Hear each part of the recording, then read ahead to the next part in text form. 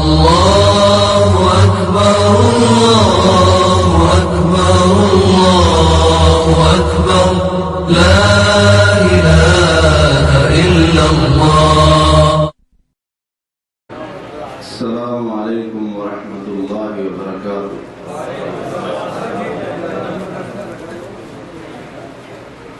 إن الحمد لله نحمده ونستعينه ونستغفره ونعوذ بالله من شرور أنفسنا ومن سيئات أعمالنا من يهده الله فلا مضل له ومن يضلل فلا هادي له وأشهد أن لا إله إلا الله وحده لا شريك له وأشهد أن محمدا عبده ورسوله. أما بعد فإن خير الحديث كتاب الله وخير الهدي هدي محمد صلى الله عليه وسلم وشر الأمور محدثاتها وكل محدثة بدعة وكل بدعة ضلالة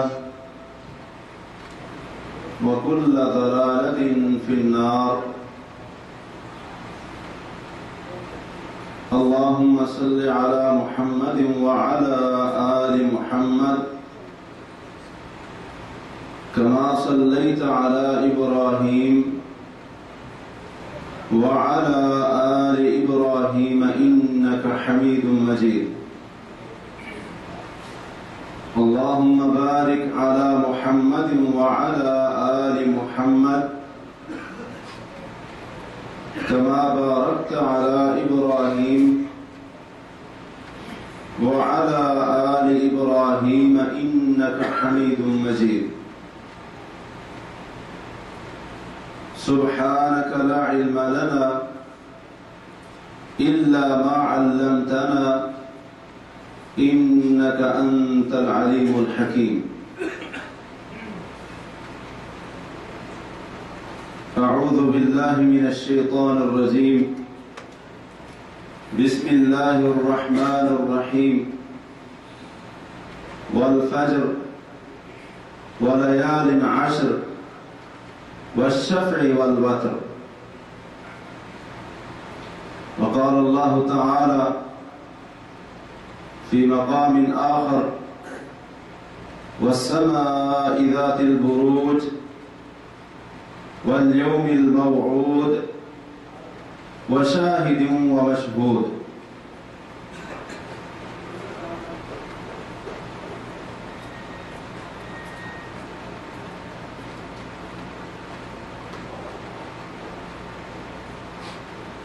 اللہ وحدہ لا شریک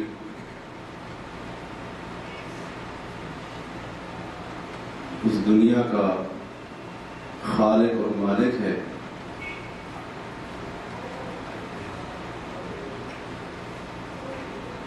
اس مالک اور خالق نے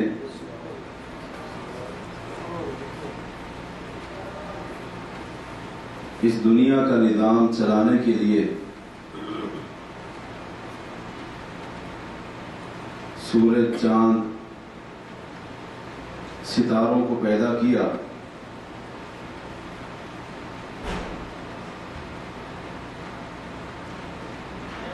اور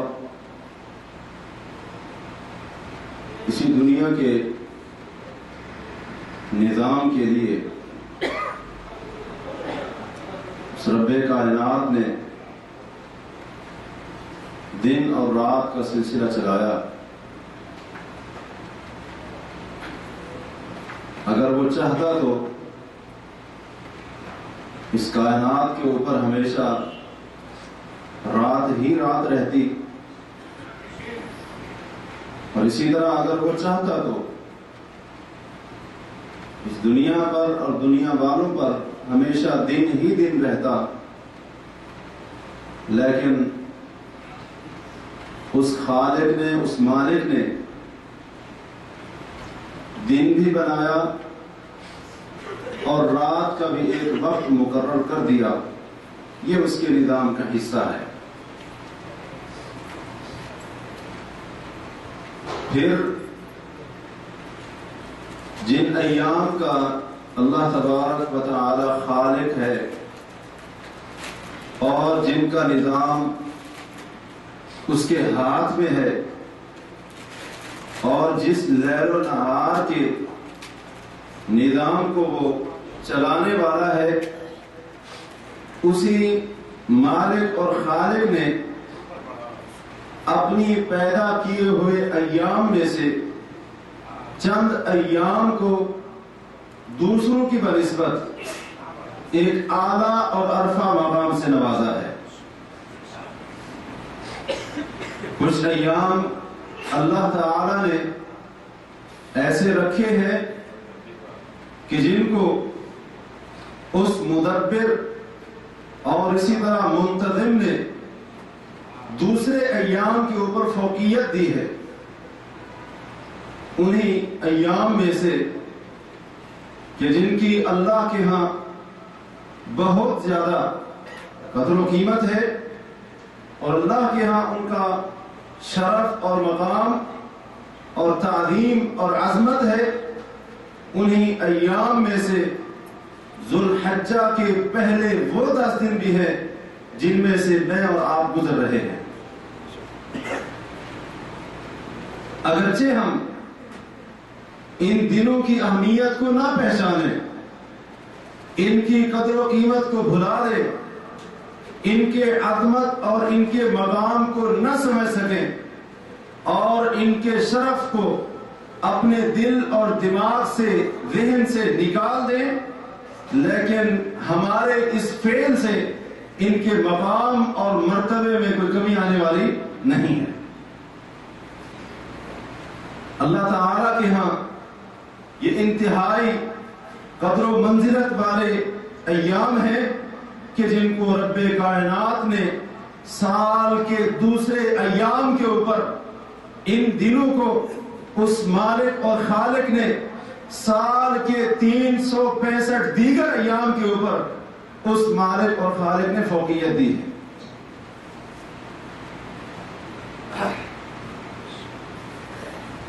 دین کے ساتھ محبت نہ ہونے کی وجہ سے یا دین کی طرف شوق اور رغبت کی کمی کی وجہ سے آج ہم بھی مسلمان کلمہ پڑھنے والے یہ ایام شروع ہوں یا یہ ایام گزر جائیں، پہلی بات تو یہ ہے کہ ہمیں علم ہی نہیں ہوتا، اور دوسری بات یہ ہے اگر ہمیں علم ہو بھی جائے کہ ذو الحجہ کا چاند نظر آ چکا ہے، یہ مبارک اور بابرکت ایام، بابرکت گھڑیاں ان کی ابتدا ہو چکی ہے، تو ہم باوجود علم کے، جاننے کے باوجود ان مبارک اور مقدس گھڑیوں کو یوں ہی ضائع کر دیتے ہیں، کیونکہ ان ایام کی ہمارے ہاں کوئی قدر و قیمت نہیں ہے، ہم ان کی عظمت کو نہیں سمجھ سکے اور ان کا جو مقام اور مرتبہ تھا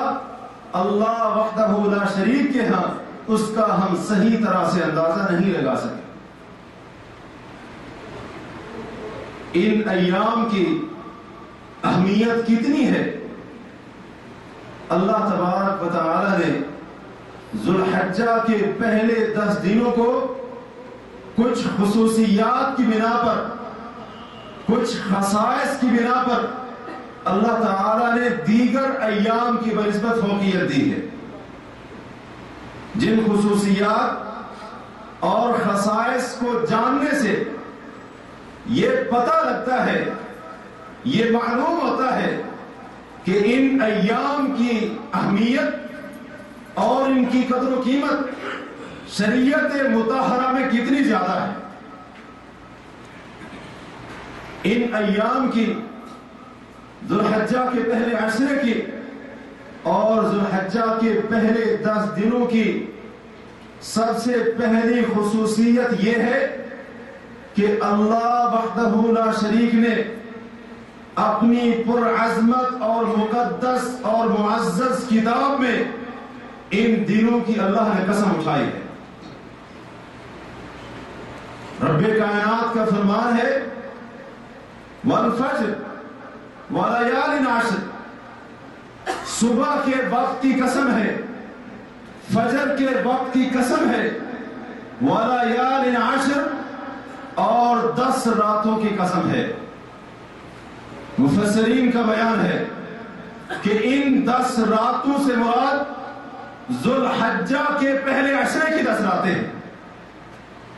اللہ تبارک و تعالی اپنی مقدس اور مکرم کتاب کے اندر جس چیز کی قسم اٹھاتے ہیں، اللہ کو تاکید پیدا کرنے کے لیے قسم اٹھانے کی ضرورت نہیں ہوتی کہ اپنی بات کو سچ ثابت کرنے کے لیے اللہ تعالیٰ قسم اٹھائے۔ اس رب کائنات کی بات ہی اتنی سچی ہے کہ اس کو قسم اٹھانے کی ضرورت نہیں پڑتی، بلکہ اللہ تبارک و تعالی جس چیز کی اپنی مخلوقات میں سے قسم اٹھاتے ہیں اس چیز کی اہمیت، فضیلت، منقبت اور اس کے مقام کو دنیا والوں کے سامنے پیش کرنا، واضح کرنا مقصود ہوتا ہے۔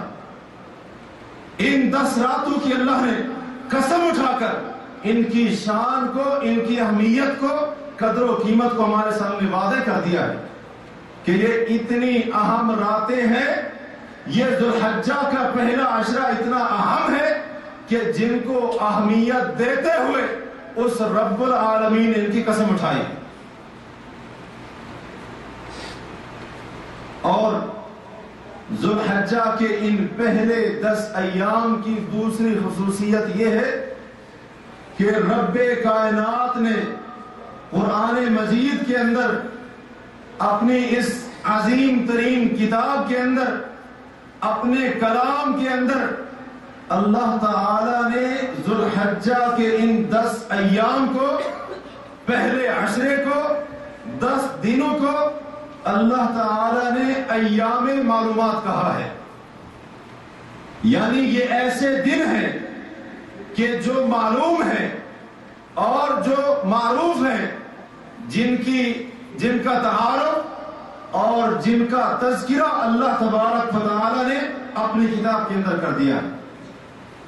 پورا قرآن آپ پڑھ لیں، کسی دن کو اور کسی مہینے کے چند ایام اور دنوں کو اللہ تعالی نے کہیں بھی اپنی پیاری کلام کے اندر، پیاری کتاب کے اندر ایام معلومات سے نہیں تعبیر کیا ہے۔ یعنی یہ ایسے دن ہیں، معلومات جو واضح ہیں، بالکل معلوم ہیں، مشہور اور معروف ہیں، اور ان کے جانے پہچانے جانے کے اندر کسی قسم کا کوئی اشکال باقی نہیں۔ اللہ تعالیٰ کا فرمان ہے سورہ حج کے اندر لِيَشْهَدُوا مَنَافِعَ لَهُمْ، کہ اے ابراہیم آپ لوگوں کے اندر حج کا اعلان کر دیجئے۔ جو ہی آپ لوگوں کے درمیان حج کا اعلان کریں گے، چاہے وہ لوگ قریب رہنے والے ہوں یا دور دراز کی وادی، جنگل اور گھاٹی کے اندر رہنے والے ہوں، وہ آپ کے اعلان پر لبیک کہتے ہوئے اس گھر کا حج کرنے کے لیے آئیں گے۔ دبلے پتلے اور کمزور اونٹوں کے اوپر سواری کر کے وہ آپ کی اس ندا کے اوپر لبیک کہتے ہوئے اس بیت اللہ کا، اس اللہ کے گھر کا حج کرنے کے لیے آئیں گے۔ اب اس گھر کا حج کرنے کا مقصد کیا ہے؟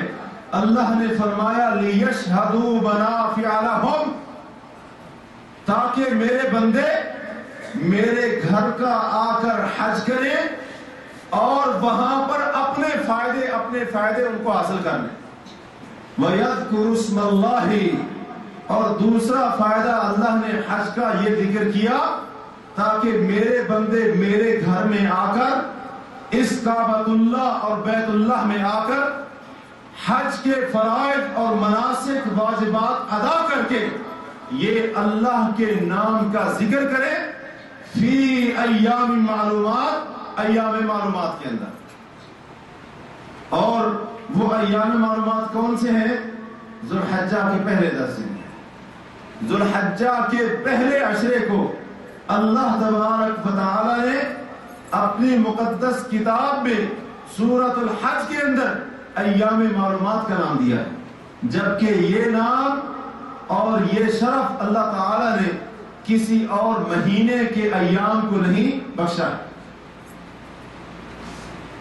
اور ذو الحجہ کے ان 10 ایام اور ذو الحجہ کے اس پہلے عشرے کی تیسری خصوصیت یہ ہے کہ اس عشرے کے اندر حج کے فریضے کو ادا کیا جاتا ہے. حج کے فریضے کو ادا کیا جاتا ہے، اور جتنی اہمیت اس حج کے فریضے کی ادائیگی کی ہے اتنی ہی اہمیت ان 10 دنوں کی ہے. جتنی اہم عبادت اتنا ہی اہم وہ مقام، وہ جگہ، اور اسی طرح وہ وقت اور وہ زمانہ اور عرصہ، جس عرصے اور وقت کے اندر اور جس مکان کے اندر اس عبادت کو ادا کیا جا رہا ہے اتنا ہی اہم وہ وقت بھی ہوتا ہے اور اتنا ہی اہمیت اس جگہ کی بھی ہوتی ہے جتنی اہمیت اس عبادت کی ہوتی ہے. حج کی عبادت بڑی اہم ہے، اور جہاں جہاں حج کی عبادت کو ادا کیا جاتا ہے وہ مقام بھی بڑے ہی اہم ہے. بیت اللہ کی اہمیت کتنی ہے ہم سب سمجھتے ہیں. مینا، مزدلفہ، میدان عرفات، ان کی اہمیت کو ہم سب جانتے ہیں اور اچھی طرح سے سمجھتے ہیں. اور جس وقت کے اندر، جن ایام اور جن دنوں کے اندر اس حج کے فریضے کو ادا کیا جاتا ہے، یاد رکھیے ان ایام کی اہمیت بھی اللہ کے ہاں بہت زیادہ ہے. اور یہ حج کا فریضہ، یہ حج کی عبادت، یہ حج کا عمل کوئی معمولی عمل نہیں ہے کہ جس کو بندہ جائے اور یوں ہی کر کے آ جائے. بندہ جائے اپنا ٹائم پاس کر کے واپس چلا آئے، بندہ جائے کچھ افعال کرے کچھ چھوڑ دے. یہ حج ایسی عبادت نہیں ہے.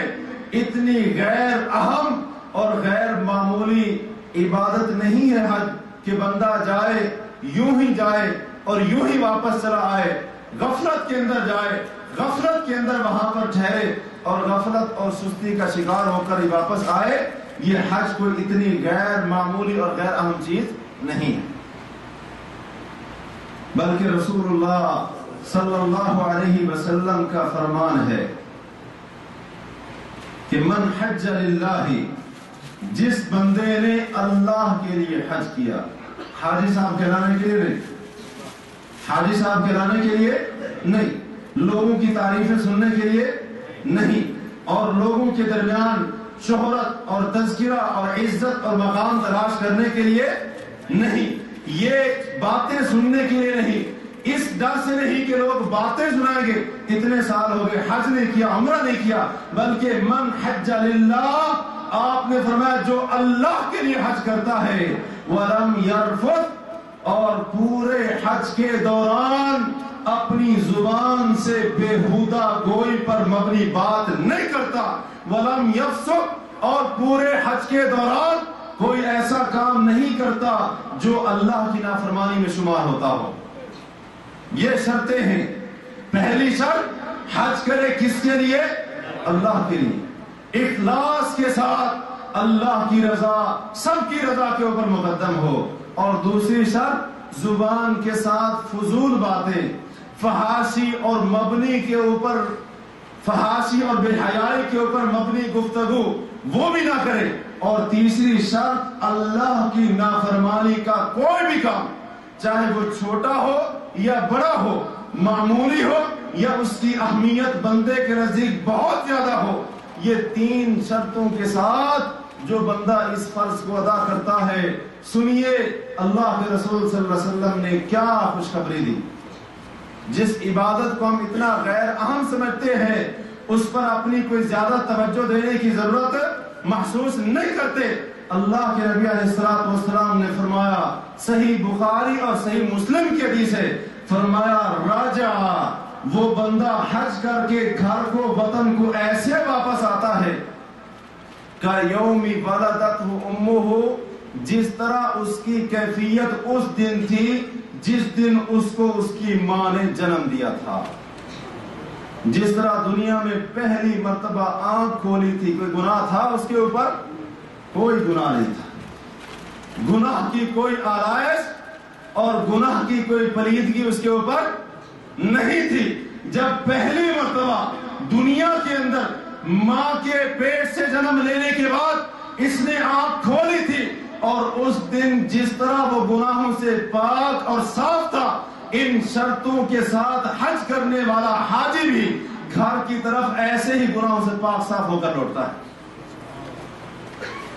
اس کے گناہ کیا ہو جاتے ہیں؟ صاف ہو جاتے ہیں، اللہ مٹا دیتا ہے، اللہ اس کو گناہوں سے پاک کر کے کیا کرتا ہے؟ گھر کی طرف واپس بھیجتا ہے۔ اور رسول اللہ صلی اللہ علیہ وسلم کا فرمان ہے، الحجاج والعمار وفد اللہ، یہ حاجی، یہ اللہ کے گھر کا حج کرنے کا ارادہ لے کر گھر سے چلنے والے، یہ کوئی معمولی بندے نہیں ہیں، یہ عمرے کی نیت کر کے احرام باندھنے والے یہ کوئی غیر اہم شخصیتیں نہیں ہیں، بلکہ فرمایا وفد اللہ، یہ حاجی بھی اور یہ عمرہ کرنے والے بھی، یہ اللہ کا وفد ہے اور یہ اللہ کے مہمان ہیں۔ فرمایا دعاہم فاستجابوا لہ، اللہ نے اپنے مہمانوں کو بلایا، مہمانوں نے لبیک اللہم لبیک کہنا شروع کر دیا، اور جس کو اللہ بلائے اللہ محروم کرتا ہے، جس کو اللہ خود بلائے کہ آ جاؤ، اور وہ جس کو اللہ بلائے وہ بھی اللہ کے بلاوے پر لبیک کے ساتھ جواب دے۔ لبیک کا کیا معنی ہوتا ہے؟ کیا معنی ہوتا ہے؟ کیا معنی ہوتا ہے؟ صرف ایک مرتبہ نہیں، لبیک کا عربی زبان کے اندر معنی ہوتا ہے کہ تثنیہ ہے، تثنیہ کا معنی ہوتا ہے دو، لبیک کا معنی ہوتا ہے اے اللہ میں حاضر ہوں، حاضر ہوں، اے اللہ میں حاضر ہوں، حاضر ہوں، یعنی ایک بار نہیں، اللہ بار بار حاضر، اے اللہ جب تو بلائے گا تیرا یہ بندہ کیا ہے؟ تیرے حکم پر لبیک کرنے کے لیے کیا ہے؟ تیار کھڑا ہے۔ تو رسول اللہ صلی اللہ علیہ وسلم نے فرمایا اللہ نے ان کو بلایا، انہوں نے کیا کہا؟ اللہ کے بلاوے پر کیا جواب دیا؟ لبیک، لبیک۔ صرف یہ نہیں کہ اللہ ہم آ رہے ہیں، نکل رہے ہیں گھر سے، سواری پر بیٹھ رہے ہیں، بلکہ انہوں نے کیا کہا؟ شریعت نے ان کو کیا سکھایا؟ لبیک اللہم لبیک، اے اللہ ہم حاضر ہیں، حاضر ہیں، اے اللہ ہم حاضر ہیں، حاضر ہیں۔ اور رسول اللہ صلی اللہ علیہ وسلم فرماتے ہیں جب اللہ کی بات مان کر اللہ کے بلاوے پر وہ اللہ کے پاس آئیں گے، اس کے گھر کا حج کریں گے، فاستغفروہ، اللہ سے گناہوں کی بخشش مانگیں گے، اللہ سارے گناہ معاف کر دے گا۔ جس کو اللہ بلاتا ہے اس کو محروم کر کے واپس نہیں بھیجتے، اور جس کو میں اور آپ گھر میں بلائے، مہمان بنا کر اس کو دعوت دیں، بغیر کھانا کھلائے، وہ کیا ہماری عزت گوارا کرتی ہے کہ اس کو واپس بھیج دے؟ نہیں۔ تو رب کائنات وَلَهُ الْمَثَلُ الْأَعْلَى، اللہ کی تو بہت عظیم مثالیں ہیں اور اللہ کی مثل کوئی مخلوق نہیں ہے۔ جب میں اور آپ ایک اللہ کی ادنا سی مخلوق اس چیز کو گوارا نہیں کرتی، مہمان کی عزت کیے بغیر اس کو واپس بھیج دیں، وہ ہمارا خالق اور مالک لاکھوں گنا، کروڑوں گنا، لا تعداد گنا اس چیز کو گوارا نہیں کرتا، بلکہ جب حاجی استغفر اللہ کہتا ہے رب کائنات گناہ ہی معاف کر دیتا ہے۔ یہ حج کا فریضہ ہے، یہ حج کا فریضہ ہے۔ اور یاد رکھیے صحیح ابن حبان کی حدیث ہے، رسول اللہ صلی اللہ علیہ وسلم سے ایک بندے نے آ کر سوال کیا، اے اللہ کے نبی علیہ السلام، کون سے اعمال اللہ کے ہاں افضل ترین ہیں؟ آپ نے فرمایا ایمان باللہ وحدہ، اکیلے اللہ پر ایمان لانا، اکیلے اللہ پر ایمان لانا۔ پھر پوچھا گیا پھر دوسرا عمل کون سا افضل ہے؟ آپ نے فرمایا الجہاد فی سبیلہ، اللہ کے راستے میں اسلام کے دفاع کے لیے اور اسی طرح اس دین کے تحفظ کے لیے نکلنا، کوشش کرنا، کفار کے ساتھ لڑائی کرنا اور کفار کے ساتھ قتال کرنے کے لیے میدان میں اترنا، یہ عمل بھی اللہ کو انتہائی محبوب بھی ہے اور اللہ کے نزدیک افضل ترین اعمال میں سے۔ پھر آپ نے فرمایا ثم حجۃ برۃ، پھر آپ نے فرمایا حج مبرور۔ حج مبرور کون سا ہوتا ہے؟ جس میں بے حیائی اور برائی کا کوئی کام نہ کیا جائے، خالصتاً اللہ کے لیے ہو، ارکان، واجبات، فرائض، مستحبات، سنن، تمام اس کی حدود اور قیود، جو چیزیں ہیں منع ہیں، ان سے رک کر اجتناب کر کے ان تمام شرطوں کے ساتھ جو بندہ حج کرتا ہے اس کا حج کون سا ہے؟ حج مبرور ہے۔ آپ نے فرمایا پھر حج مبرور تفضل سائر الاعمال، حج مبرور کی فضیلت اور مقام اور مرتبہ تمام اعمال کے اوپر ایسے ہے جیسے کما بین المشرق والمغرب، جتنا فاصلہ مشرق اور مغرب کے درمیان ہے، جتنا فاصلہ اور دوری مشرق اور مغرب کے درمیان میں ہے، حج مبرور اتنا درجے تمام اعمال کے اوپر فوقیت رکھتا ہے۔ اب کسی کو معلوم ہے کہ مشرق اور مغرب کے درمیان کتنی مسافت؟ نہیں معلوم۔ اتنا یہ عظیم عمل ہے جس کو ہم بالکل غیر معمولی سمجھ کر، اور اس کی جب تعلیم و تربیت دی جائے، دل کہیں اور ہوتا ہے، دماغ کہیں اور ہوتا ہے اور سوچ کہیں اور ہوتی ہے۔ اور یہ کوئی معمولی عمل نہیں ہے۔ رسول اللہ صلی اللہ علیہ وسلم نے فرمایا، بڑی مشہور حدیث ہے، آپ نے مشاہد سے بہت مرتبہ سنی، والحج المبرور لیس له جزاء الا الجنہ، حج مبرور اس کی جزا اللہ کے ہاں جنت کے علاوہ اور کوئی ہے ہی نہیں۔ اللہ نے حج مبرور کا ایک ہی بدلہ رکھا ہے، کون سا ہے؟ رب کی جنت، صرف ایک ہی بدلہ ہے۔ حج مبرور پر اللہ نے ایک انعام کا وعدہ کیا ہے اور وہ کیا ہے؟ اللہ کی جنت۔ اور حج مبرور پر جو اللہ نے بدلہ دینا ہے وہ اللہ کی جنت سے کم نہیں۔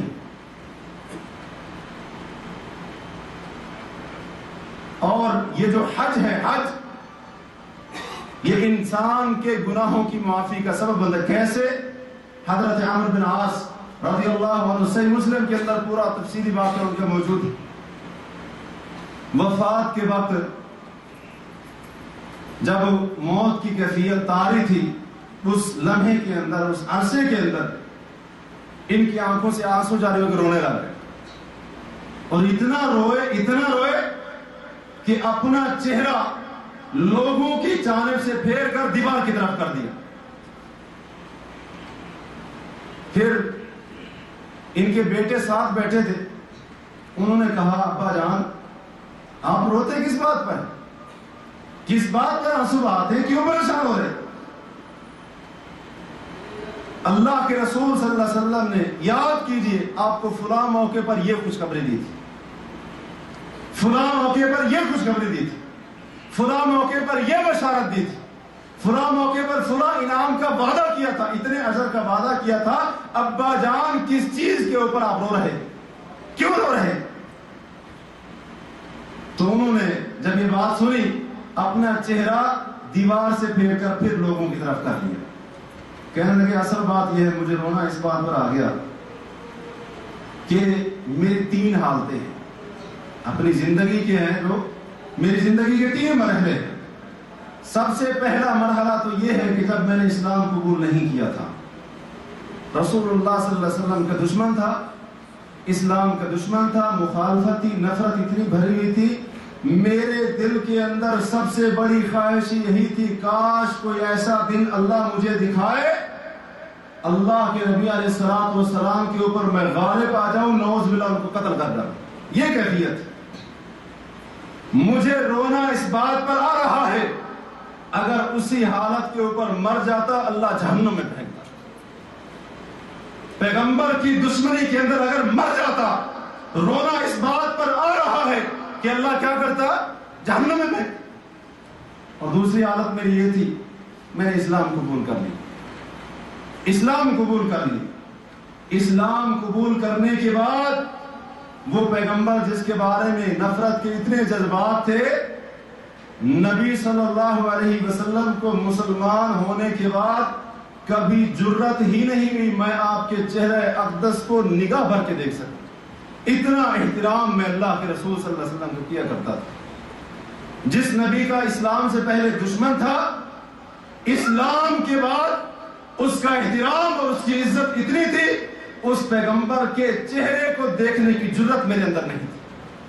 اور اگر کوئی مجھ سے پوچھے عمر رسول اللہ صلی اللہ علیہ وسلم کا حلیہ مبارک کیسا تھا، آپ کا چہرہ اقدس کیسا تھا، کہتے ہیں بیان کرنے کی طاقت نہیں رکھ سکتا، کبھی غور سے دیکھا جو نہیں تھا، کبھی غور سے دیکھا جو نہیں تھا۔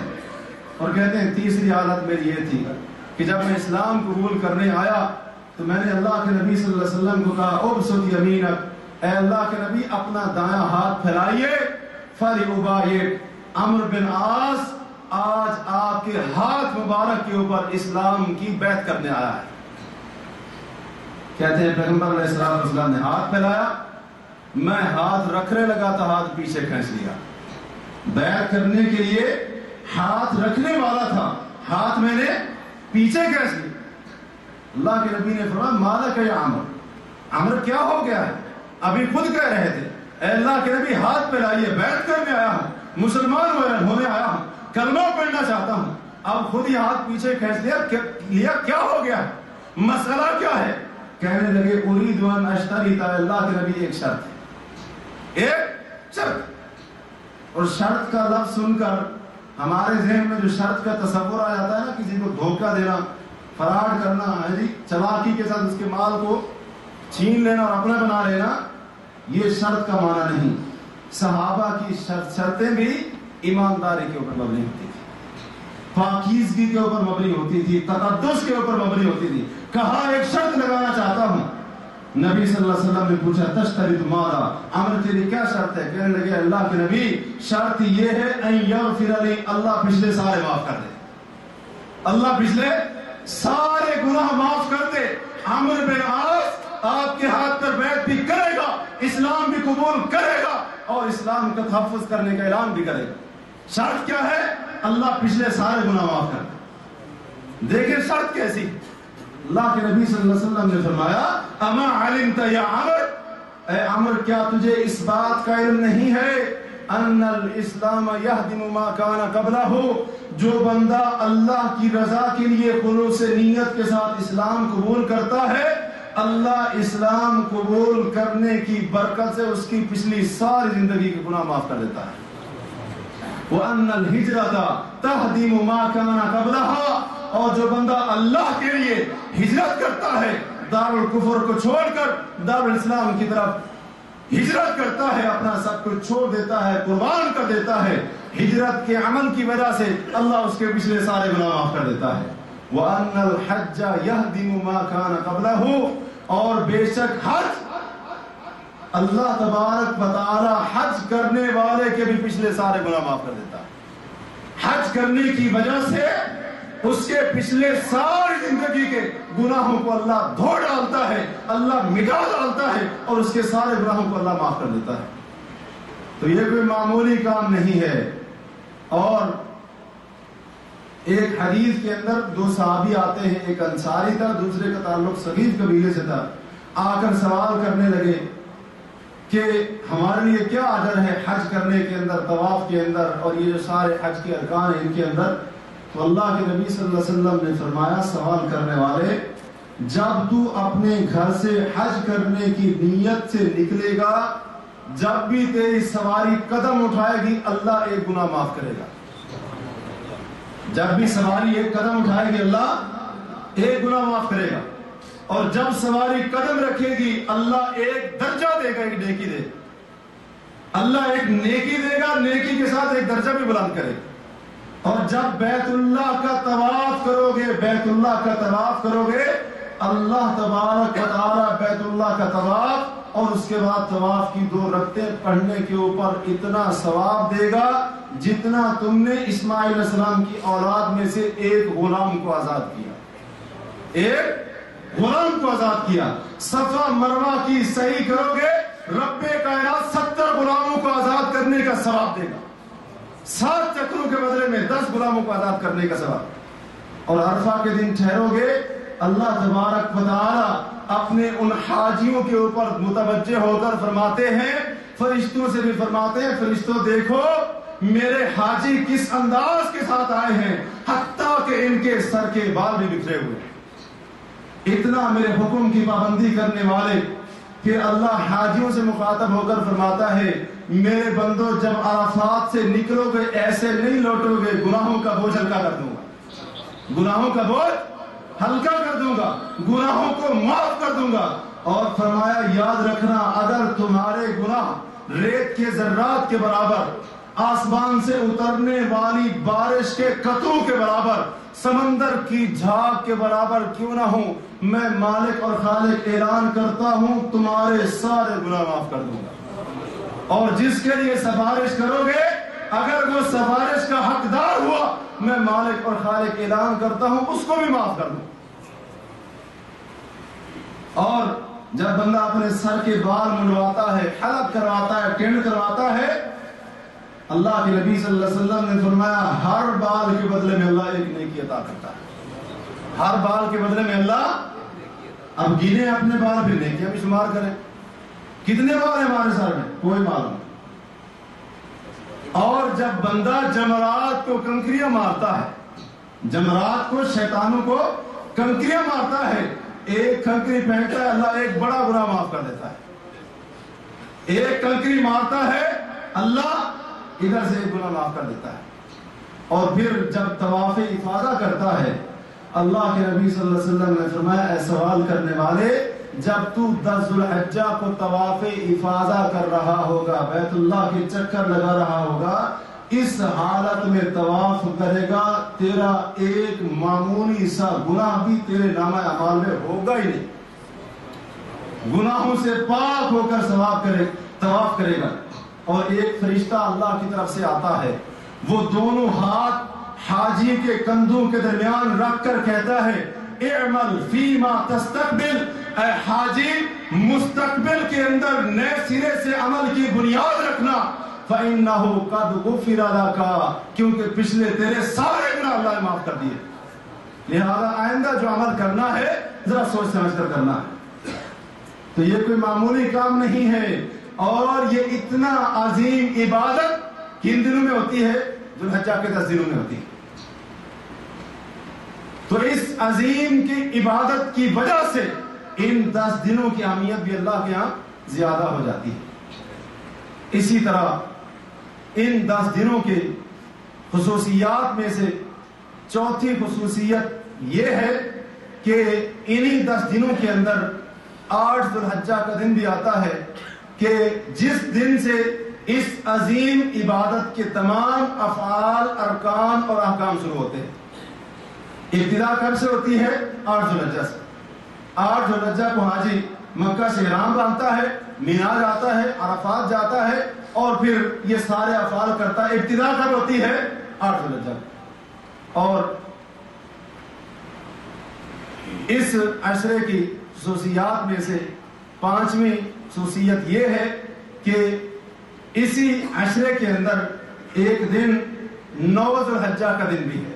ایک دن 9 ذو الحجہ کا دن بھی ہے جس کو عرفہ کا دن کہتے ہیں. اور اس 9 ذو الحجہ کے دن حاجی کے لیے میدان عرفات میں ٹھہرنا اس کے حج کے ارکان میں سے ایک رکن ہے. حج کے ارکان میں سے ایک رکن ہے. اگر کوئی حاجی 9 ذو الحجہ کے دن میدان عرفات میں نہیں ٹھہرتا تو اس کا حج کیا ہو جائے گا؟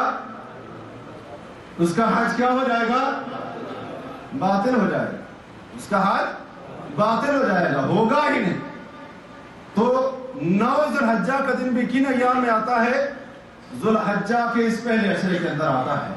اور یہ عرفے کا دن بھی بھائیو یاد رکھیے کوئی معمولی دن نہیں. عرفے کا دن بھی کوئی معمولی دن نہیں ہے. اس عرفے کے دن کی بھی اللہ نے قسمیں اٹھائی ہیں اپنی مقدس کتاب کے اندر.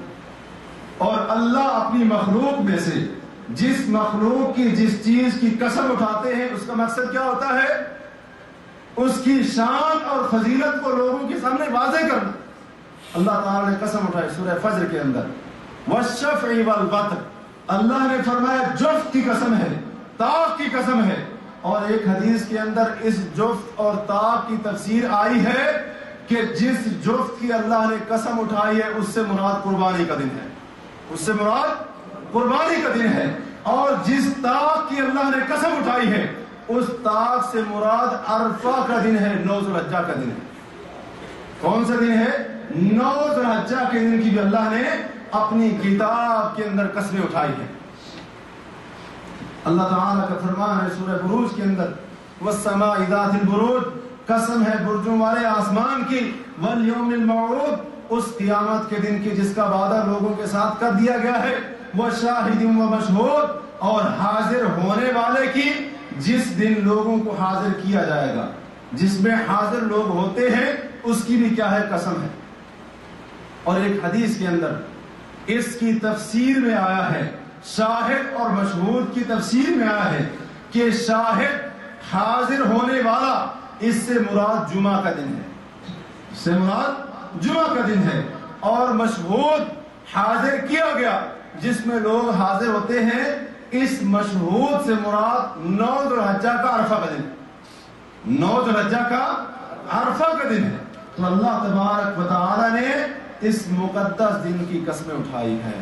اور یاد رکھیے یہ وہ دن ہے, صحیح مسلم کی حدیث ہے, ما من یوم اکثر من ان یعتق اللہ عبدہ من النار من یوم عرفہ. سال کے 365 دنوں میں سے کوئی ایسا دن نہیں ہے کہ جس دن اللہ تبارک و تعالی کثرت کے ساتھ اپنے بندوں کی گردنوں کو جہنم کی آگ سے آزاد کرتا ہو. صرف ایک دن کو اللہ نے یہ خصوصیت بخشی ہے, یہ مقام بخشا ہے, اور وہ دن ہے 9 ذو الحجہ کا دن. 9 ذو الحجہ کے دن جتنا اللہ اپنے بندوں کی گردنوں کو جہنم کی آگ سے آزادی کا سرٹیفکیٹ دیتے ہیں, کسی اور دن میں اللہ نہیں دیتے. اور پھر وَإِنَّهُ لَيَدْنُ, یہی نہیں رب کائنات آسمان دنیا کی طرف آتے ہیں اور فرشتوں کو کہتے ہیں ما اراد ہؤلاء, اے فرشتوں تم نے کہا تھا یہ آدم کی اولاد زمین کے اوپر جا کر فساد پھیلائیں گے, مجھے بتاؤ ان کی زبان کے اوپر الفاظ بھی ایک ہے, ان کی حالت بھی ایک ہے, ان کا لباس بھی ایک ہے, ان کی کیفیت بھی ایک ہے, مجھے یہ بتاؤ اس کیفیت حالت کے اندر ما اراد ہؤلاء یہ کیا ارادہ لے کر آئے؟ اللہ فرشتوں کے سامنے اپنے حاجوں کے اوپر فخر کرتا ہے, اللہ تعجب کرتا ہے, رب کائنات خوش ہوتا ہے. اور جس پر اللہ عرفے والے دن خوش ہو جائے اس پر اللہ ناراض پھر نہیں ہوتا, الا یہ کہ وہ بدنصیب پھر اپنے آپ کو اللہ کی ناراضگی کے اوپر مجبور کرتا. تو یہ وہ دن ہے, اور یہ عرفے کا دن وہ دن ہے کہ جس کا روزہ رکھنا غیر حاجی لوگوں کے لیے مشروع ہے, شریعت کے اندر موجود ہے, اور اس کی فضیلت بھی آپ بارہا سن چکے ہیں. سوال کیا گیا کہ 9 ذو الحجہ کے دن روزہ رکھنے کا کتنا ثواب ہے؟ اللہ کے نبی صلی اللہ علیہ وسلم نے فرمایا, صحیح مسلم کی حدیث ہے, یکفر السنۃ الماضیۃ والباقیۃ, ایک سال اس بندے کا جس نے 9 ذو الحجہ کا روزہ رکھا اس کی زندگی کا 1 سال پچھلا اور 1 سال آئندہ, 1 سال پچھلا اور 1 سال آئندہ, اللہ 1 سال پچھلے کے 1 سال آنے والے 2 سالوں کے گناہوں کو اللہ معاف کر دیتا ہے. اور یہ عرفہ کا دن وہ دن ہے, یہ وہ عظیم دن ہے جس دن دین اسلام کو اللہ نے مکمل کیا, دین اسلام کو اللہ نے مکمل کیا. رسول اللہ صلی اللہ علیہ وسلم نے خطبہ حجۃ الوداع ارشاد فرمایا, خطبہ حجۃ الوداع ارشاد فرمانے کے بعد جبریل آئے اور اللہ کا پیغام لے کر آئے, وحی لے کر آئے, سورہ مائدہ کی آیتیں لے کر آئے, الیوم اکملت لکم دینکم آج کے دن میں نے تمہارے لیے تمہارے دین کو مکمل کر دیا ہے. اور وہ آج کا دن کون سا تھا؟ 9 ذی الحجہ کا دن تھا، عرفے کا دن تھا، میدان عرفات میں حاجی کے ٹھہرنے کا دن تھا، جس دن اللہ کے نبی صلی اللہ علیہ وسلم نے صحابہ کرام کو خطبہ ارشاد فرمایا. اللہ نے فرمایا الیوم، آج کے دن اکملت لکم دینکم، میں نے تمہارے لیے تمہارے دین کو مکمل کر دیا، واتممت علیکم نعمتی، اور تم پر اپنی نعمت کو پورا کر دیا، ورضیت لکم الاسلام دینا. مسلمانوں میدان عرفات سے یہ پیغام لے کر جانا، آج کے بعد اللہ جس دین کو پسند کرے گا وہ دین اسلام ہے، کوئی اور دین نہیں ہے. ورضیت لکم الاسلام دینا، تمہارے لیے میں نے دین بطور دین اسلام کو پسند کر لیا. اس کے اوپر کیا ہو گیا؟ دین مکمل ہو گیا. جگہ کون سی تھی؟ میدان عرفات. وقت کون سا تھا؟ دن کون سا تھا؟ عرفے کا دن تھا. اتنا عظیم کام، دین کی تکمیل، اللہ کی بہت بڑی نعمت کا نزول، یہ 9 ذی الحجہ کے دن سر انجام پایا. اور اسی طرح یہ ذو الحجہ کا دن یاد رکھیے حاجی کے لیے، اس ذو الحجہ 9 ذو الحجہ کے دن، عرفے کے دن حاجی کے لیے میدان عرفات میں ٹھہرنا رکن ہے. میدان عرفات میں ٹھہرنا رکن ہے. رسول اللہ صلی اللہ علیہ وسلم کی حدیث ہے، آپ نے فرمایا الحج عرفۃ، حج ہے ہی میدان عرفات میں ٹھہرنے کا، حج ہے ہی میدان عرفات میں ٹھہرنے کا. تو یہ الفاظ اس رکن کے اوپر اور اس میدان کے اندر اس دن ٹھہرنے کی اہمیت کے اوپر دلالت کرتے ہیں. اور میدان عرفات میں ٹھہرنا کیا ہے؟ حج کا رکن ہے. کس دن؟ 9 ذی الحجہ. کس دن؟ اب ایک بندہ کہتا ہے نہیں 9 کو نہیں، میں 8 کو ٹھہر لوں گا، رکن پورا ہو جائے گا. اگرچہ وہ صبح 4 بجے سے آ کر رات کو 12 بجے تک یہ کیوں نہ کھڑا رہے، 8 کو ٹھہرے گا، وہاں پر رکن پورا. 10 کو ٹھہرے، 11 کو، 12 کو، 13 کو، 8 سے پہلے 7 کو، 6 کو، رکن پورا ہوگا. رکن اس وقت پورا ہوگا میدان عرفات میں ٹھہرنے کا جب کس دن ٹھہرے گا؟ 9 ذی الحجہ. 9 ذی الحجہ کے دن میدان عرفات میں حاجی کے ٹھہرنے کا رکن ہونا، یہ اس دن کی اہمیت کے اوپر دلالت کرتا ہے.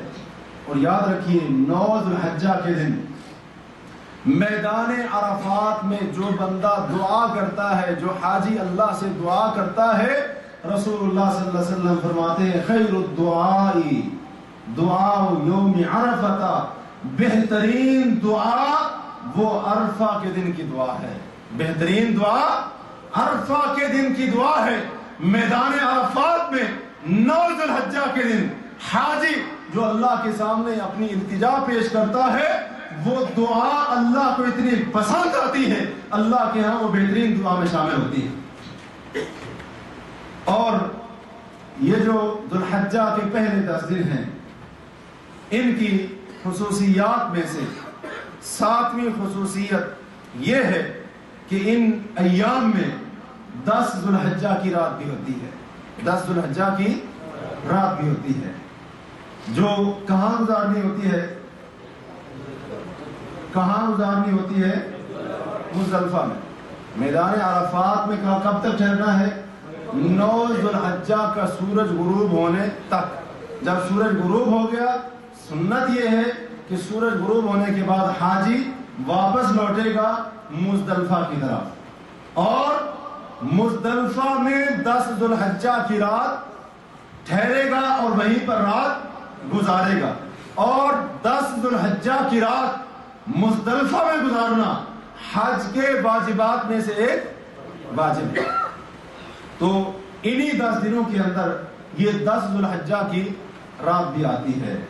اور اسی طرح اس عشرے کی 8ویں خصوصیت یہ ہے کہ اس عشرے کے اندر ایک دن جو 10 ذو الحجہ کا ہوتا ہے، قربانی کا دن بھی ہوتا ہے. ایک دن قربانی کا دن بھی ہوتا ہے. 10 ذو الحجہ کو حاجی اپنا ہدی کا جانور قربان کرتے ہیں مینا کے اندر. اور اسی طرح جو غیر حاجی ہوتے ہیں، عالم اسلام کے مسلمان جو صاحب استطاعت ہوتے ہیں، وہ اپنے اپنے گھر پر اپنے اپنے وطن علاقے ملک شہر بستی کے اندر وہ کیا کرتے ہیں جانور کے گلے کے اوپر اللہ کا نام لے کر اللہ کے لیے جانور کو ذبح کرتے ہیں. تو یہ قربانی کا دن بھی افضل ترین ایام میں سے ہے. سنن ابی داؤد کے اندر ہے رسول اللہ صلی اللہ علیہ وسلم نے فرمایا ان افضل الایام عند اللہ یوم النحر ثم یوم القر. آپ نے فرمایا اللہ کے نزدیک عظیم ترین دنوں میں سے ایک دن یوم النحر ہے یعنی قربانی کا 10 ذوالحجہ کا دن ہے اور پھر اس کے بعد یوم القر 11 ذوالحجہ کا دن بھی اللہ کے نزدیک ان ایام میں سے ہے جو ایام اللہ کے ہاں عظیم ترین ایام میں شامل ہے. اور اس دن یہ جو خون بہانا ہے جانور کے گلے کے اوپر چھری چلانا ہے قربانی دینی ہے اللہ کا نام لے کر اللہ کا نام لینے کے لیے جانور کو قربان کرنا ہے اللہ کی رضا کے لیے. اس دن اس عمل سے بڑھ کر کوئی اور عمل اللہ کے یہاں افضل نہیں. اور اس عشرے کی خصوصیات میں سے 9ویں خصوصیت یہ ہے کہ اللہ تبارک و تعالی نے اس عشرے کو ان 10 دنوں کو اپنے قرب کا ایک ذریعہ بنایا ہے اپنے قرب کا ایک ذریعہ بنایا ہے. صحیح بخاری اور صحیح مسلم کی حدیث ہے حضرت عبداللہ بن عباس رضی اللہ عنہ روایت کرتے ہیں کہ اللہ کے نبی علیہ الصلوۃ والسلام نے فرمایا ما من ایام العمل الصالح فيها احب الى الله من هذه الايام. ذوالحجہ کے ان 10 دنوں سے بڑھ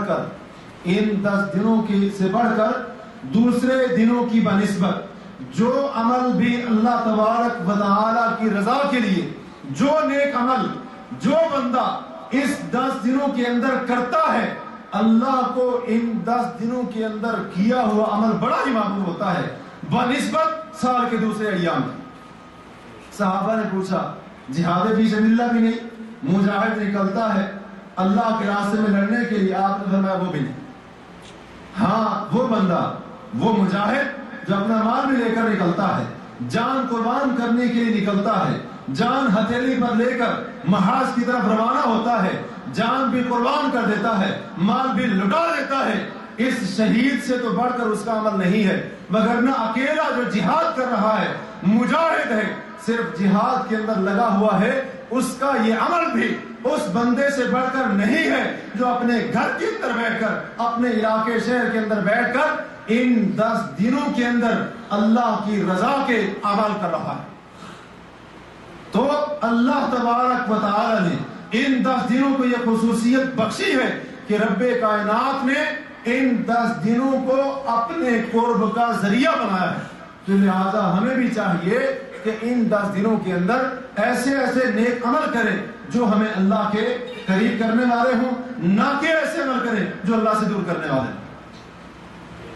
اور اس عشرے کی خصوصیات میں سے 10ویں خصوصیت یہ ہے کہ اس عشرے میں امہات العبادات اکٹھی ہو جاتی ہیں یعنی اسلام کی جو بنیادی عبادات ہیں اور بڑی عظیم عبادات ہیں وہ اس عشرے کے اندر آ کر جمع ہو جاتی ہیں اکٹھی ہو جاتی ہیں ان کا اجتماع ہوتا ہے. اور سال میں کوئی ایسا موقع نہیں کہ جس موقع پر یہ بڑی عظیم عبادات کسی ایک موقع پر اکٹھی ہوتی ہیں. نماز روزہ جو نفلی روزہ رکھتا ہے صدقہ اللہ کی راہ میں خرچ کرنا اور چوتھے نمبر پر بیت اللہ کا حج کرنا. ممکن ہے پہلی 3 چیزیں سال کے پورے ایام میں جمع ہو جائے نفل روزہ ہے نماز ہے صدقہ ہے یہ 3 جمع ہو جائیں. لیکن کیا حج بھی ہوتا ہے کسی اور موقع پر؟ نہیں. حج کب ہوتا ہے؟ صرف اسی عشرے کے اندر ہی ہوتا ہے 10 ذوالحجہ کے عشرے کے اندر ہی. یہ جو 10 ایام ہیں ذوالحجہ کے اسی عشرے کے اندر ہوتا ہے. کسی اور موقع پر حج کوئی بندہ محرم میں شروع کر دے سفر میں ذیقعدہ میں رمضان میں ہو جائے گا نہیں ہو. کوئی بندہ کہے یہ بھی تو آج کے مہینے ہیں شوال ذوالقعدہ اس میں حج کر لیتا ہوں احرام باندھ لیتا ہوں پورا حج کر لے اللہ کی قسم نہیں ہوگا جب تک ان 10 دنوں کے اندر نہیں کرے گا.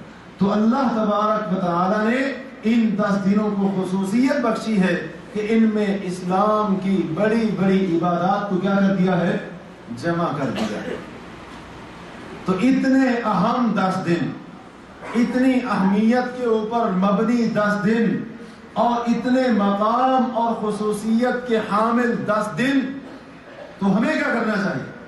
ایسے ہی گزار دیں، جیسے آئے ویسے ہی چلے گئے، نہ آنے کا پتہ، نہ جانے کا پتہ، نہ ابتدا کا پتہ، نہ انتہا کا پتہ، نہ آغاز کا علم، نہ انجام کا علم۔ آ رہے ہیں، جا رہے ہیں، ہمیں کیا لینا؟ ہاں ہم کیا کریں؟ ہمیں کچھ بھی معلوم نہیں۔ کیا ایسے ان کو گزارنا ہے؟ جس طرح پہلے غفلت میں تھے ویسے ہی غفلت میں رہنا ہے؟ حتیٰ کہ فرض نمازیں جس طرح پہلے چھوڑتے تھے ویسے ہی چھوڑ دینی ہے؟ نہیں بھائیو، اتنی تاکید ان 10 دنوں کے بارے میں، اتنی اہمیت، اتنی فضیلت، اتنا مقام، اتنی شان، اتنی عظمت، تو ان 10 دنوں کو ایسے نہیں جانے دینا چاہیے، ایسے نہیں جانے دینا چاہیے۔ جس طرح ڈالر کی کیا ہے آج قیمت ہے کہ نہیں؟ پوری دنیا کے اوپر ڈالر کا سکہ چلتا ہے کہ نہیں؟ حالانکہ کرنسی میں اور بھی اس سے بڑھ کر ہے، اور بھی اس سے بڑھ کر، لیکن ڈالر کیا ہے؟ نام چلتا ہے۔ تو کوئی بندہ اس کو ڈالر مل رہے ہو، مفت کے اندر ڈالر مل رہے ہو، ڈالر، کیا ان کو چھوڑے گا؟ قطعاً نہیں چھوڑے گا، قطعاً نہیں چھوڑے گا، ہرگز نہیں چھوڑے گا، حتیٰ کہ اس کے لیے اپنی جان بھی قربان کیوں نہ کرنی پڑے، کسی کا قتل ہی کیوں نہ کرنا پڑے۔ کیا ہم نہیں سنتے، نہیں پڑھتے، نہیں دیکھتے کہ کتنے لوگوں کی جان اس وجہ سے لے لیتے ہیں کہ ان کے پاس پیسے ہوتے؟ اب یہ سب کچھ کیوں ہوتا ہے؟ انسان اس پر مر مٹنے کے لیے کیوں تیار ہو جاتا ہے؟ کیونکہ ڈالر کی اہمیت کا پتہ ہے، ڈالر کی اہمیت کا پتہ ہے۔ تو اسی لیے ان ایام کو بھی اہمیت دیجیے، اس عشرے کی اہمیت اور عظمت کو بھی اپنے دل اور دماغ کے اندر جگائیے، تب جا کر ہمیں احساس ہوگا۔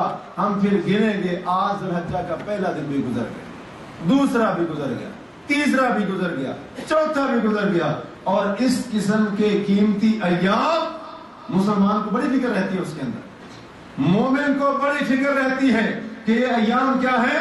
جلدی سے گزر رہے ہیں۔ جبکہ مومن کیا ہوتا ہے؟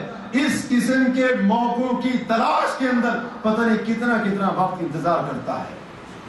ایک جو سچا مومن ہے، مخلص مسلمان ہے، اس کے لیے لائق نہیں ہے، اس کے شایان شان نہیں ہے کہ ذو الحجہ کے ان 10 دنوں کو یوں ہی گزار دے، بلکہ ان میں کچھ کام کرنے چاہیے۔ سب سے پہلا کام، کثرت کے ساتھ اللہ کا ذکر، کثرت کے ساتھ اللہ کا ذکر، قرآن کی تلاوت، اللہ تعالیٰ سے دعا کیجیے۔ یہ بڑے ہی قیمتی ایام ہیں، اور ان ایام میں کثرت کے ساتھ ذکر کرنے کا حکم اللہ کے نبی صلی اللہ علیہ وسلم نے حدیث کے اندر دیا ہے۔ مسند احمد کی حدیث ہے، آپ نے فرمایا یہ جو 10 ایام ہیں اللہ کے نزدیک بڑی عظمت والے ہیں، افضل ترین ایام ہیں۔ فَأَكْثِرُوا فِيهِنَّ مِنَ التَّكْبِيرِ وَالتَّهْلِيلِ وَالتَّحْمِيدِ، لوگوں ان ایام میں، ذو الحجہ کے ان 10 دنوں کے اندر کثرت کے ساتھ تم نے اللہ اکبر کہنا ہے، لا الہ الا اللہ کا ورد کرنا ہے، الحمدللہ کا وظیفہ اپنی زبان کے اوپر جاری رکھنا ہے۔ اور امام بخاری رحمہ اللہ نے 2 معزز بزرگ بڑے صحابہ کے بارے میں، حضرت ابو ہریرہ اور حضرت عبداللہ بن عمر رضی اللہ عنہ کے بارے میں ذکر کیا ہے صحیح بخاری کے اندر۔ کہتے ہیں یہ دونوں صحابہ کرام ذو الحجہ کے ان 10 دنوں کے اندر بازار کی طرف چلے جاتے تھے۔ مقصد کوئی سودا صرف خریدنا نہیں ہوتا تھا، شاپنگ کرنی نہیں ہوتی تھی، بلکہ صرف یہ مقصد ہوتا تھا فَيُكَبِّرَانِ، بازار میں جا کر بلند آواز سے اللہ اکبر اللہ اکبر تکبیرات کہتے تھے، اور لوگ بھی ان کی تکبیریں سن کر بازار کے اندر تکبیریں کہتے، پورا بازار اللہ کی تکبیر سے گونج اٹھتا۔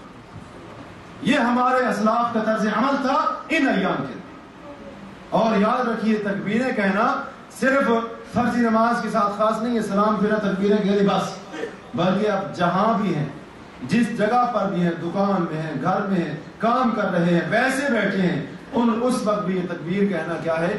جائز ہے، مسنون ہے، مستحب ہے۔ دوسرا کام ان ایام میں نفلی روزے رکھیں۔ نفلی روزہ جو بندہ ایک روزہ نفلی روزہ اللہ کی رضا کے لیے رکھتا ہے تو اللہ تبارک و تعالی ایک نفلی روزہ رکھنے کی وجہ سے اس خوش نصیب کے چہرے کو جہنم کی آگ سے 70 سال کی مسافت جتنا دور کر دیتے ہیں، 70 سال کی مسافت جتنا دور کر دیتے ہیں۔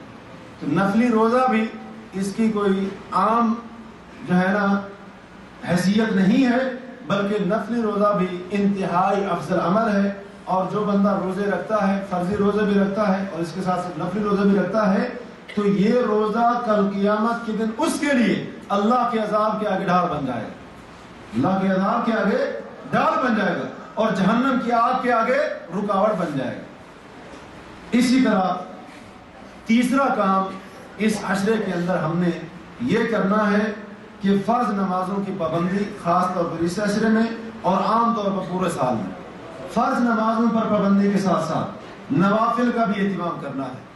حدیث قدسی اللہ تعالیٰ کا فرمان ہے، وَمَا تَقَرَّبَ إِلَيَّ عَبْدِي بِشَيْءٍ أَحَبَّ إِلَيَّ مِمَّا افْتَرَضْتُهُ عَلَيْهِ، جو چیز میں نے اپنے بندے پر فرض کی ہے اس فرض کو ادا کر کے جتنا بندہ میرے قریب ہوتا ہے اتنا کسی اور چیز کے ساتھ قریب نہیں ہوتا، اور جب بندہ فرض ادا کر کے میرے قریب ہوتا ہے میں کیا کرتا ہوں، اس سے محبت کرتا ہوں۔ وَلَا يَزَالُ عَبْدِي يَتَقَرَّبُ إِلَيَّ، اور مسلسل میرا بندہ میرے قریب ہوتا رہتا ہے نفل عبادات کے ذریعے، حتیٰ کہ اللہ تعالیٰ فرماتے ہیں حتیٰ احببتہ، حتیٰ کہ میں اس بندے کو اپنا محبوب بنا لیتا ہوں۔ کون بندہ؟ جو نوافل کے ساتھ اللہ کا قرب تلاش کرتا ہے، نوافل ادا کر کے اللہ کا قرب تلاش کرتا ہے۔ تو نفلی عبادات ان کا اہتمام بھی کثرت کے ساتھ کرنا چاہیے۔ اور چوتھا کام اس عشرے کے اندر جو کرنا ہے وہ ہے صدقہ کرنا، صدقہ کرنا، اللہ کی راہ میں خرچ کرنا۔ اور لوگ جو ہے نا شرط لگاتے ہیں صدقے کے لیے بکرا ہو، کالا ہو، اتنے فٹ لمبا ہو، اتنے فٹ چوڑا ہو، اتنا اس کا گوشت ہو، فلاں فلاں فلاں۔ تو بھائیو اس قسم کی کوئی شرط دین اسلام کے اندر موجود نہیں۔ مرغا ہو جی، ایسا ہو، فلاں فلاں، تو یہ سب باتیں ان کی کوئی بنیاد نہیں ہے۔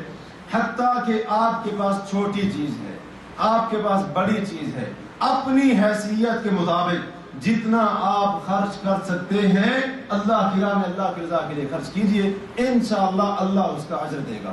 رسول اللہ صلی اللہ علیہ وسلم کا فرمان ہے کہ جو بندہ تم میں سے ایک کھجور اللہ کے راستے میں خرچ کرتا ہے، اللہ کی رضا میں خرچ کرتا ہے، اللہ اس کی ایک خرچ کی ہوئی کھجور کے اجر و ثواب کو بڑھاتا ہے،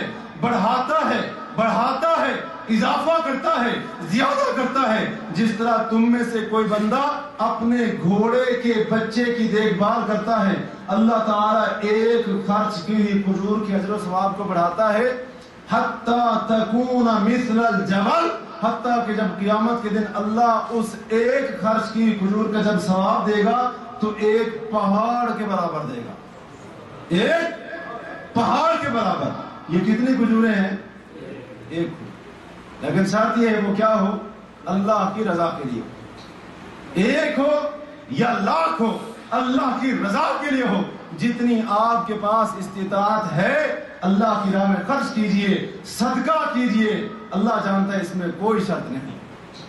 اور رسول اللہ صلی اللہ علیہ وسلم کا یہ بھی فرمان ہے، اجعلوا بینکم وبین النار حجابا، لوگوں اپنے درمیان اور اللہ جہنم کی آگ کے درمیان رکاوٹ بنا لو، پردہ بنا لو، دیوار کھڑی کر لو۔ کیسے؟ وَلَوْ بِشِقِّ تَمْرَةٍ، اگرچہ تمہارے پاس اللہ کی راہ میں خرچ کرنے کے لیے کھجور کا آدھا دانہ ہی کیوں نہ ہو، کھجور کا آدھا دانہ ہی کیوں نہ ہو، اس کو معمولی مت سمجھنا۔ کھجور کا آدھا دانہ اگر اللہ کی رضا کے لیے خرچ کرو گے، اللہ اس آدھے دانہ جو تم نے صدقہ کیا، خرچ کیا، اللہ اس کو بھی تمہارے لیے جہنم سے آزادی کا سبب بنا سکتا ہے۔ لہذا اپنے درمیان جہنم کی آگ کے درمیان کیا کرو؟ رکاوٹ بنا لو، پردہ بنا لو۔ اس لیے صدقہ کرنے کے لیے کوئی شرط نہیں ہے، اس قسم کی کسی قسم کی کوئی شرط نہیں ہے، کوئی حد نہیں ہے، تھوڑا ہے، زیادہ ہے، اپنی استطاعت کے مطابق آپ خرچ کیجئے اور اسی طرح صدقہ کیجئے۔ اور پانچواں جو کام اس عشرے کے اندر کرنا ہے وہ قربانی والا ہے. ہم سب جانتے ہیں, یاد رکھیے قربانی رسول اللہ صلی اللہ علیہ وسلم کی سنت کے مطابق کرنی چاہیے اور اپنی مرضی سے اس میں کوئی ایسا کام نہیں کرنا چاہیے. جانور کے متعلق جو شرائط ہیں ان کو بھی پورا کرنا چاہیے, اور اسی طرح جو اللہ کے رسول صلی اللہ علیہ وسلم نے تعلیمات دی ہیں ان کو بھی مد نظر رکھنا چاہیے, کیونکہ جو قربانی اللہ کے نبی کی سنت کے مطابق نہیں ہوگی وہ اللہ کے یہاں قابل قبول نہیں. اور چھٹا کام جو اس عشرے میں کرنے والا ہے وہ یہ ہے کہ ہم کثرت کے ساتھ اپنے گناہوں سے توبہ کریں اور اسی طرح استغفار کریں, اللہ سے بخشش طلب کریں اور اللہ کی طرف رجوع کریں. اللہ کی طرف رجوع کریں. اگر ہم پہلے نماز نہیں پڑھتے تھے اللہ کی طرف رجوع کریں.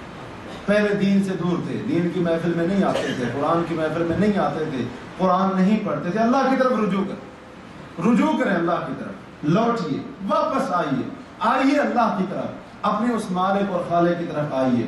توبہ بھی کریں, استغفار بھی کریں اور اللہ کی طرف رجوع بھی کریں.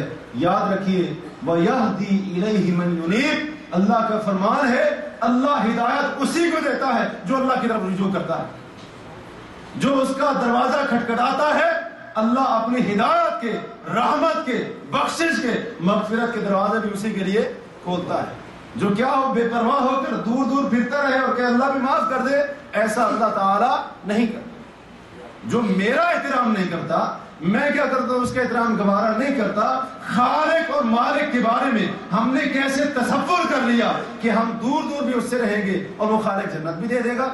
اس لیے بھائیو وَيَهْدِي إِلَيْهِ مَن يُنِيبُ, اور اللہ تعالیٰ کا فرمان ہے وَأَنِيبُوا إِلَىٰ رَبِّكُمْ, اللہ کے بندو أَنِيبُوا إِلَىٰ رَبِّكُمْ, اپنے رب کی طرف رجوع کرو, اپنے رب کی طرف رجوع کرو, رب کی طرف لوٹو, واپس آ جاؤ اس گمراہی کے راستے سے ہدایت کے راستے کی طرف. وَأَسْلِمُوا لَهُ, اور اس رب کے تابع ہو جاؤ اس دن سے پہلے جو قیامت کا دن ہے, اور اس دن کسی کی کوئی سنی نہیں جائے.